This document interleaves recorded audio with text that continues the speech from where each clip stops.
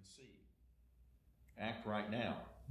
So when I was in seminary, and this was my Old Testament professor, said it's best to view things in tension.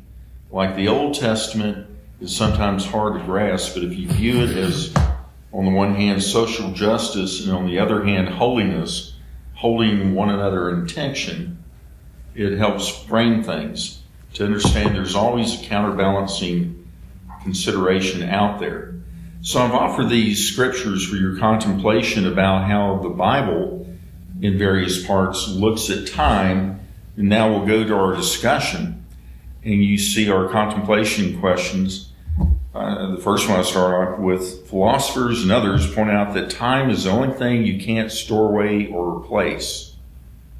Do you agree?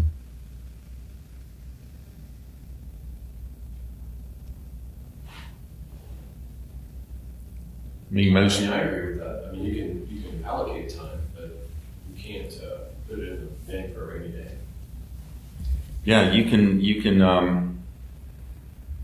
If you have money, if you have possessions, position, and you lose those, you can always replace them. In some senses, you can store them away, but the only mechanism you can use to achieve that is if you've got time.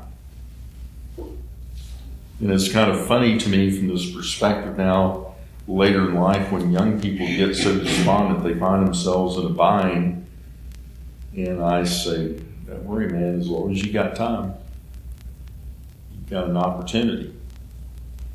So how do you respond to that notion that time, at least on this earth, is finite? It's a defined, contained, exhausting asset. Hello, Michael. You're muted, Michael. There you go. This wave. How do you frame time as it relates to eternity, though, right? So when you're here, you have your time here, but you go on. So there's still time, right? So how does the Bible frame that, or what are your thoughts on there's more time afterwards? Well, Jeff Walker has sent me an email that we'll be discussing later in the year that talks about those things, about comparing the here and now and what's to unfold in the future. And it occurred to me that Boa always talks about life here as part of history as a soul-shaping sojourn. You know, Bowen, his alliteration, soul-shaping sojourn. So some people think, well, I just want to get to heaven. And they neglect the precious gift of life.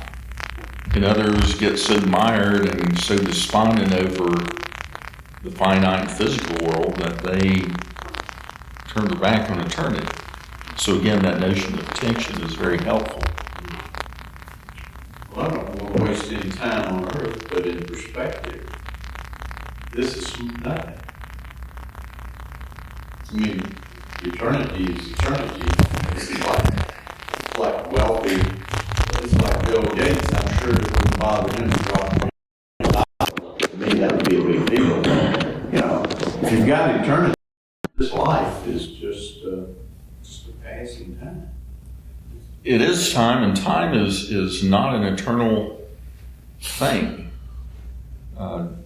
Augustine, back in the 3rd and 4th century, discerned strictly from reading the book of Genesis that there's no such thing as time before creation. There's no such thing as time before the Big Bang.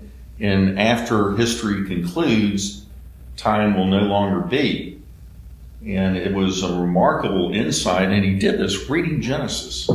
You know when the scientific world came to the same conclusion?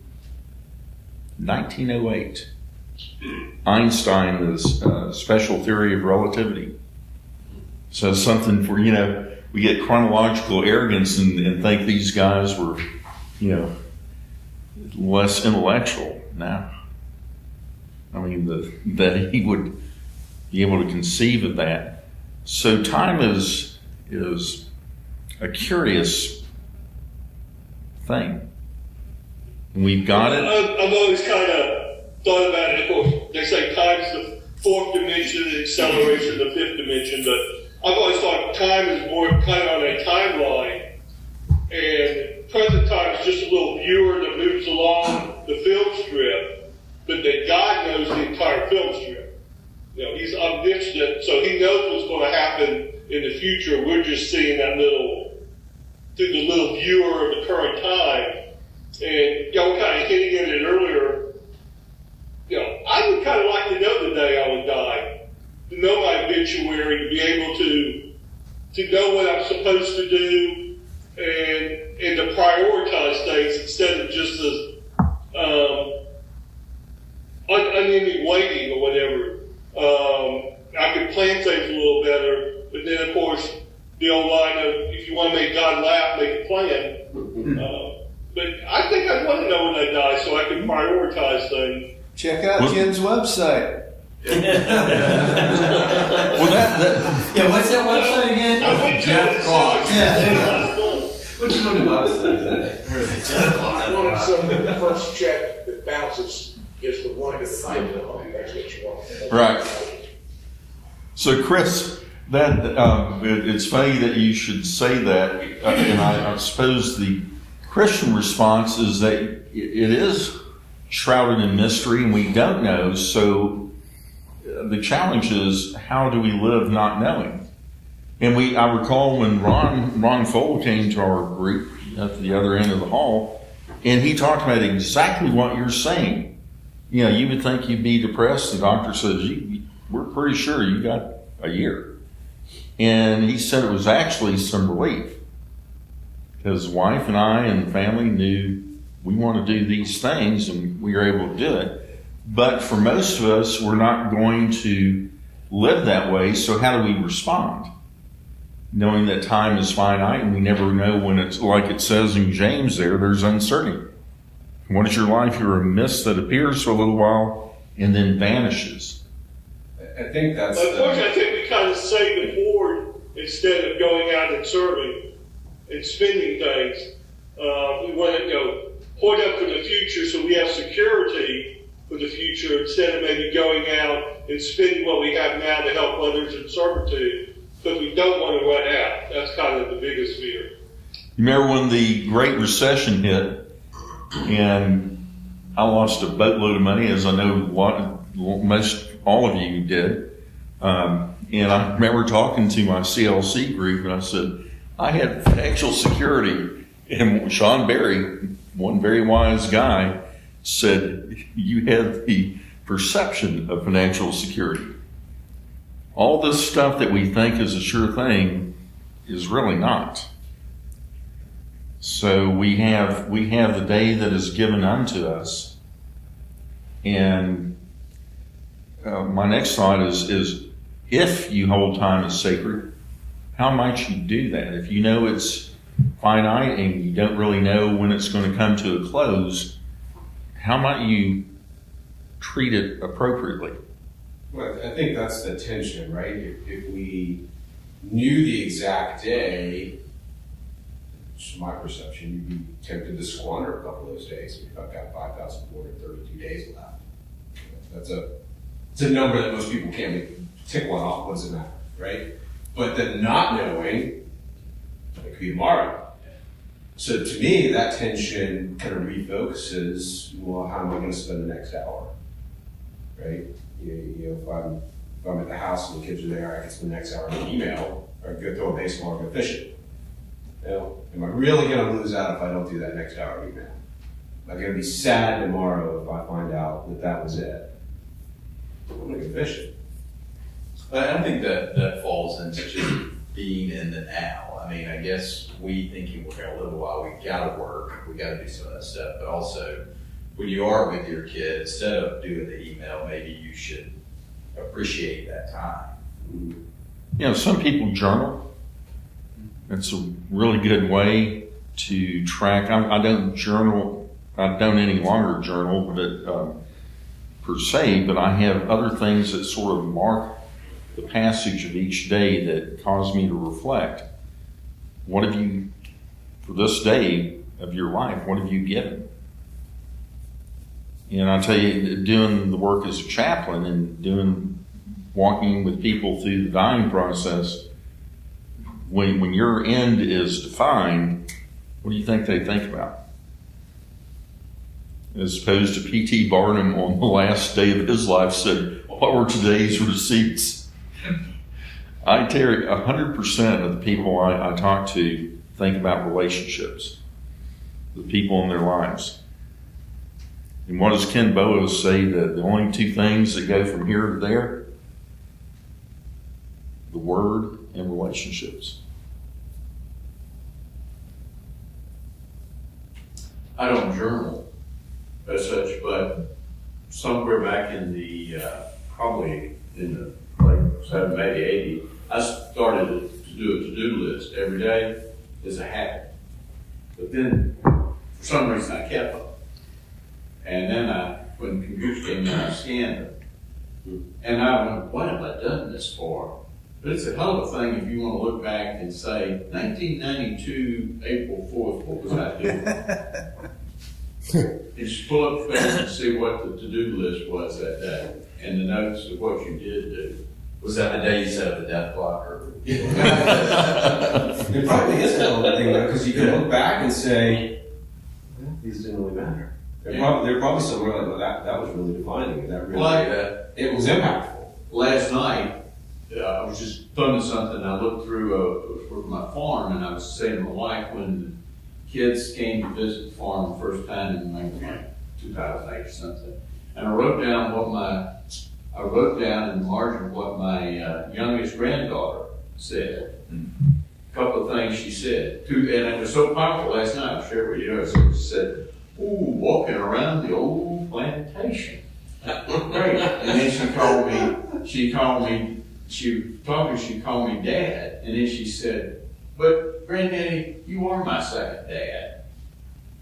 I wrote those two things down. I wrote those two things down, and they were on the paper. They're both last time.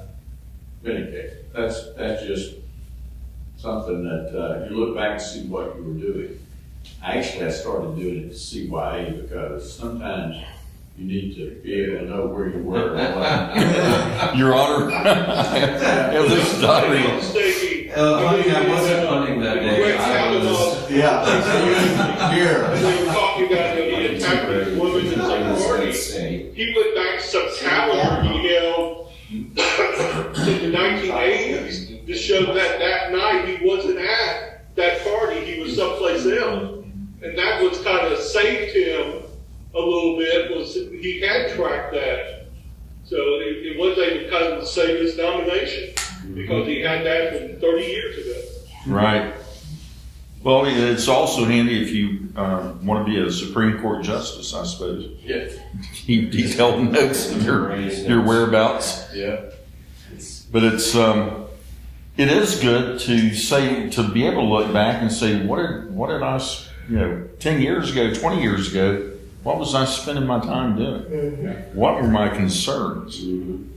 I think it's good. Stephen kind of hit on this for me from what Jim was doing. I have old notebooks from my previous jobs and whatever, and I just kind of keep those. And I've looked back at them before, and I'll come to a day and there was something going on, and I remember being very, very concerned or upset or whatever about it.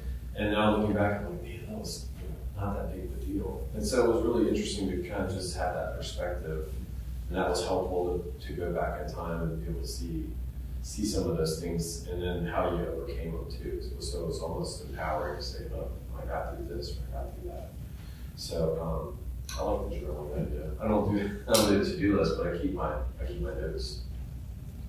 That makes me think of song that has the line, regrets, I had a few, but then again, too few to mention.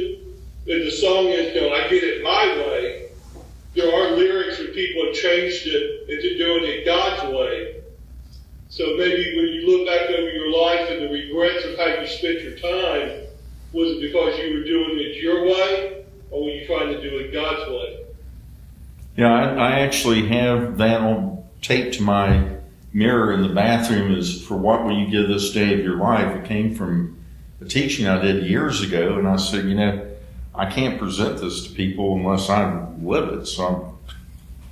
And it is, Tommy Newberry used to as much as I hate getting up in the morning, for a long period of my life, I would get up at 4:40 because my friend Duncan got up at 5, and I had to beat him. But they would say, figure out what time you need to get up and get all your stuff done, and then back it up 2 hours. Give yourself margin, and that margin is a luxury and a sign of wisdom that allows you to contemplate. Because Napoleon was famous for saying, "I'm late for battle, dress me slowly." How many times have you rushed into the day because I'm late for a meeting and I got to get to the office, and you get there? Like, I had a friend that was kicking off his career, is going to do a big PowerPoint presentation, and he rushed down there. He'd forgotten his extension cord. And they're looking around, even if they had one, they're thinking, this is a guy who's going to consult us. And the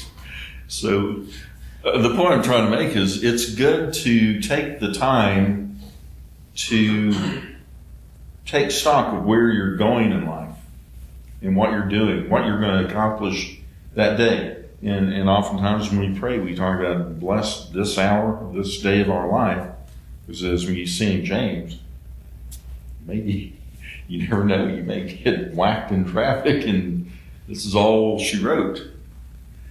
But another question I had there is, knowing the finite and uncertain nature of time, if you could go back in your life, what would you do? And Boa, in his book, page 63, right column, and I remember this because I asked him about this story, and he goes, "Oh yeah, it's in Conform to His Image, page 63 on the right."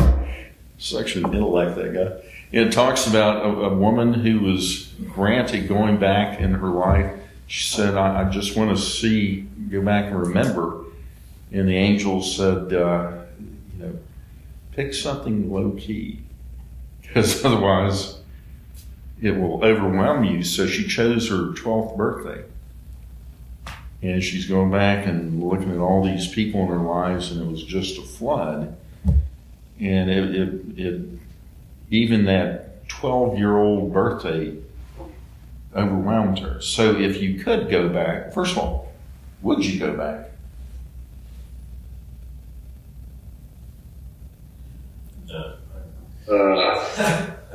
No. Is it because life was so good that you don't want to? Well, I thought about getting more involved, in my faith walk in college, and also not joining the fraternity I did, which was a little bit rowdy. That helped out with the faith walk. But at the same time, I don't know that, I met my wife through that fraternity. So taking that out of my background, I wouldn't want to chance it. Does that make sense? You either live in the past, the present, or the future. And I mean, I hear you guys talk about these logs, and it's like I've done 40-some clients, and I have a notebook from each client, and it's on the shelf, and it stays on the shelf. And then every 5-10 years, I pick it up and shred it. I mean, that's the past. That's what mistakes and tons of mistakes that I did taught me something now. And sure, if I knew now, and if I knew then what I know now, I'd make different decisions, but I wouldn't have learned and become the person I am now without making those mistakes, making those poor decisions, and living through that. Be it the fraternity, taking LSD, who knows? I mean, there's tons of stuff that formed who I am now. Why would I change that? Well, why? Why might you? I'm not. There's no. There's no. Well, that's you, temptation there. but why might somebody else? Why would I care about someone else? Oh yeah, I forgot. seriously. We're totally inwardly focused. Says the engineer. Yeah, but I mean, how does that, what influence does that have? Well, I think the only, I agree with what you said. I do think the only difference I would think is maybe I was harsh to someone in the past, and maybe I take that back. But on the flip side, maybe that Ask for taught me. forgiveness now and don't Yeah. do it again. Yeah, no, you're Don't right. carry But maybe that. that has taught me. Being harsh to someone has taught me something. There's and I mean, this was presented to me as a Buddhist parable. I don't know what it is, but apparently two Buddhists walking along a river. There's a young girl crying at the side that wants to get to the other side. One person picks the girl up, carries her over to the side, puts her down, comes back, and starts walking. And he notices that the other monk is bothered by it. He's like, "Why are you bothered?" He goes, "Well, we're taught not to touch women." He goes, "Yes, but I left her back there. You're still carrying her." So what are we choosing for our time to worry? It's like, yes, I wronged someone. Give forgiveness. That's what God's given us. That's what God's granted us as a clean slate, so we don't carry this past burden with us. Yeah, there are some people that have maybe that pivotal moment or that lost span of time, and they would give anything to be able to go back and relive that and correct it. Other people might look back and say, yeah, I'd like to go and re-experience that. I would have never learned that lesson if I'd not made that tragic, awful, immoral, whatever you want to call it, mistake. Fallen so hard from God's grace. I would have never learned that lesson. So are you going to go forward from today and make a bunch of mistakes on purpose so you become wiser? You're going to choose an extreme from a statement that's not right. Just give me a hard time. No, but it's living with regret. I can't think of a worse way to live, and God doesn't want us to live with regret. But a lot of people do. Exactly. And they can't get out of it. They can't get out of it. Because they don't know or understand God's grace and love. I don't know that it's that. I think it's how some people are wired. I mean, I'm kind of wired like that. It's, I'm the king of coulda, woulda, shoulda. I mean, Stephen will tell you. Like, I can go back and crush myself if I want to. And I have to, and I agree with you, my faith is part of why I don't do that, or I try not to do it. But I just think that sometimes people are just wired to beat themselves up. Absolutely. And I think that even if you have a strong faith or you have that message, it's still hard. You have to turn that switch. Every day is a battle. Yeah. And we pray for God's Spirit to help us with that battle. Yeah, absolutely. And living in the past and saying woulda, coulda, shoulda it's not, what did I learn from that? And now I know that I'm not going to do that again. I mean, it's what is it, James? I mean, I can't praise God for my trials and tribulation, but I can certainly twist it on what it's taught me. Yeah. And how, and if I find myself looking at it from the wrong perspective, then I pray for God's strength to change my perspective. Wasn't it Tuesdays with Maury that went over all that and said you gotta stop beating yourself up for what you did in the past. You gotta live for today. I remember that's a pretty powerful book. It was probably 20 years ago. It was a sports writer out of Detroit that wrote it. It's only this. It's not very big. A great book. Mitch Albom was. Yeah. Yes. Yeah. Mitch Allen's from Detroit, yeah. Yep. I'd recommend it to anyone who want to read it. Terrific book. Terrific. What's the name of it, Ty? Tuesdays with Maury. He goes back and visits his old high school coach who has Lou Gehrig's disease, and he comes every Tuesday, and the coach gives him life lessons, and it's just a very impactful book. Is that a movie? He also has a good one called something like The 5 People Who Meet in Heaven. Yeah, I was gonna say he's got Yeah. 2 or 3 That was the series. other- They're all really good. The 5 people you meet in heaven, it's the same guy. Yeah, it is. It is. And I remember reading that. I said, he's not going to get me like he did with Tuesdays with Maury. I'm on an airplane wiping away the tears. It's good. Yeah, that's. I thought about that myself because I do kind of live with some regrets. Never got married and never imagined that would be the case. And I thought, well, what if Ashley and I had the perspective and I had gotten married? And then I'm Wouldn't thinking, let you go back to seminary. you're reading my mind, man. You're looking at the notes. I'm thinking, yeah, I wouldn't have that family, that normalcy, that legacy, that companionship, all that stuff that married guys have. But I would not have gone back to seminary. Maybe wouldn't have gone back to law school. So life goes in a certain thing, and I think it is good to reflect and ponder that question. Would you go back at all? If you went back, would you revel in the actual life you lived? Would you want to change things up? I'd go revel in the fun stuff. I think that'd be fun. Go back and relive some of the fun moments. Yeah, I mean, I ran marathons. Now I can't run them. I played rugby. Now I can't. There's so many things that, it's just not time. It's youth. I would love to go back and be able to run again. I can't run. I think I would have studied more. But when you've learned, I don't know. or when you've taken pride in what you accomplished. I mean, I go back and study more. Now I think I'm the reason why I accomplished what I did. And I look down at other people that didn't study. Yeah. I mean, there's so many different things that you don't want to mess with that paradigm. I mean, I like what I'm now, I like what I'm then there, but would I have learned it the same way? It took my failures, it took my screwing around, it took my waste to learn and value what I have now. I mean, looking at it that way, I'm proud of what I've accomplished as much as I screwed around. Wow, I really did do a lot. Well, then it was pure luck, or it was God's grace. So then you learn to judge people that have or haven't accomplished it because you understand it's luck and grace. It is. You meet, and I was talking to my best friend from law school, and he keeps up with the alums much more than I do. And there's some guys in our class there at Emory that really have excelled, and they weren't the ones at the top of the class necessarily. And it comes down to you know the right person, you're in the right spot in history.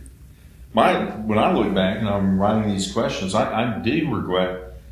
My father was a very hard, angry man, and that kind of tainted my perspective.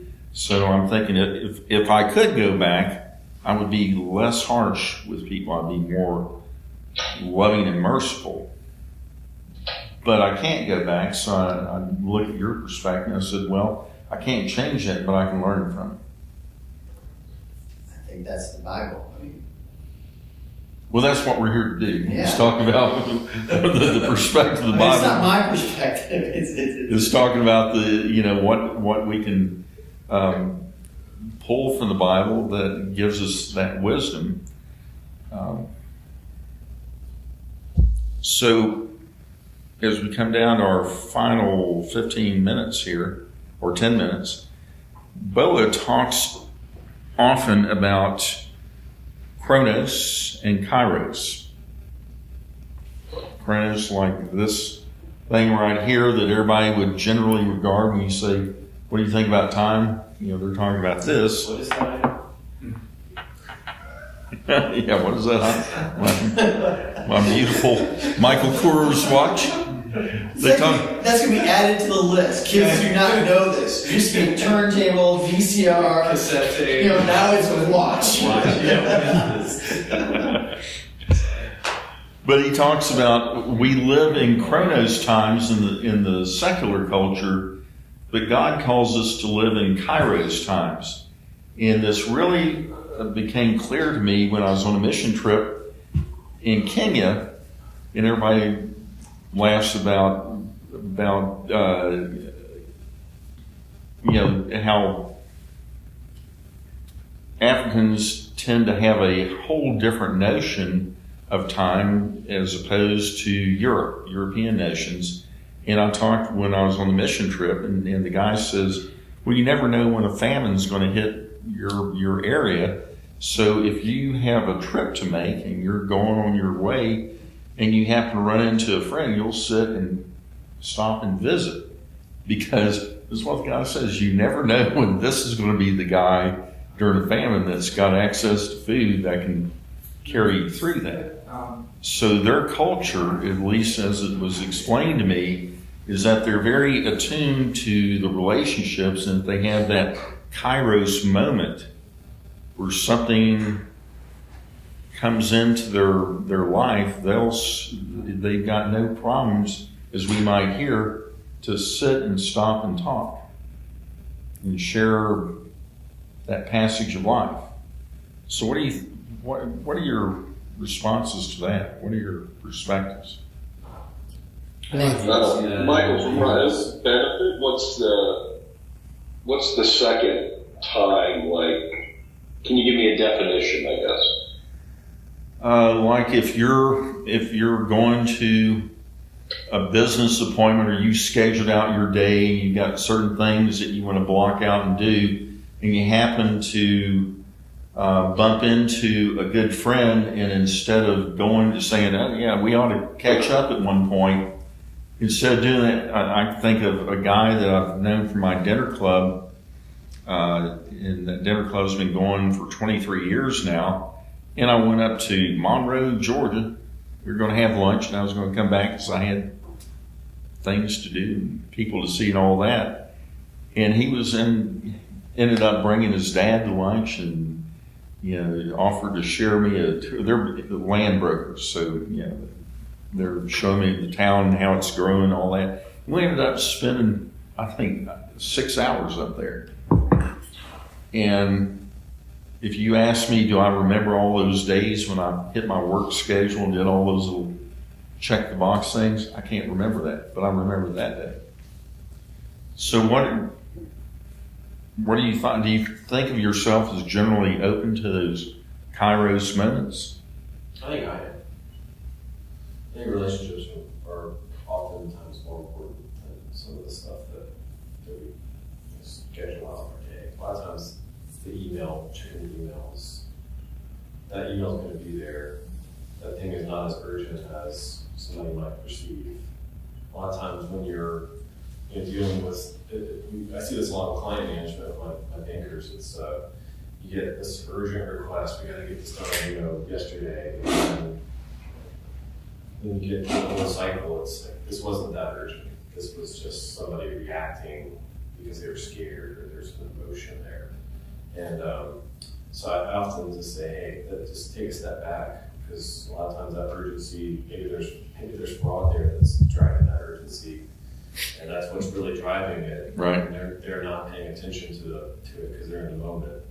So sometimes you have to take a step back, and taking that step back can often lead to a better conclusion than trying to, we gotta get this done. Because when you get into that rabbit or squirrel mode, you can make mistakes and not catch things that you need to catch. So you gotta slow down, take a break. So for me, I like meeting people. I like those relationships, and I think if you slow down just a little bit, it helps you be more effective.